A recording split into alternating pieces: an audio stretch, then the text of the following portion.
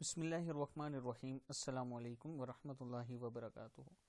عابد راجی channel کی طرف سے آج میں دوستوں کو بتاؤں گا کہ اللہ تعالیٰ کس وجہ سے ناراض ہوتا ہے اور اس پر رسول اللہ صلی اللہ علیہ وسلم نے کیا فرمایا۔ اس سے پہلے میں اپنے تمام دوستوں سے گزارش کروں گا کہ چینل کو سبسکرائب کر لیں، بیل آئیکن پہ کلک کر لیں تاکہ ڈیلی آپ تک اچھی ویڈیو پہنچ سکے۔ تو سٹارٹ کرتے ہیں آج کا لیسن۔ بسم اللہ الرحمن الرحیم۔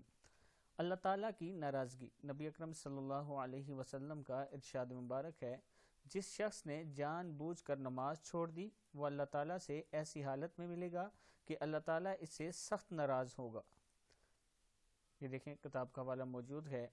جس شخص نے جان بوجھ کر نماز چھوڑ دی وہ اللہ تعالیٰ سے ایسی حالت میں ملے گا کہ اللہ تعالیٰ اس سے سخت ناراض ہوں گے۔ اب اس حدیث سے آپ دیکھیں کہ آج کل ہم کتنی نمازیں جان بوجھ کر چھوڑ دیتے ہیں۔ وقت بھی ہوتا ہے، اذان کی آواز بھی ہمیں سنائی دیتی ہے، لیکن پھر بھی ہم نماز کی پابندی نہیں کرتے۔ تو کل جب قیامت کے دن اللہ تعالیٰ ہم سے ملیں گے تو ناراض ہوں گے، اس ٹائم ہم اللہ کو کیا جواب دیں گے؟ دوستو، ابھی ہماری سانسیں چل رہی ہیں تو ہم اپنے رب کو راضی کر سکتے ہیں، لیکن جب ہماری سانسیں رک گئی تو پھر اگر ہم چاہیں بھی تو رب کو راضی نہیں کر سکتے۔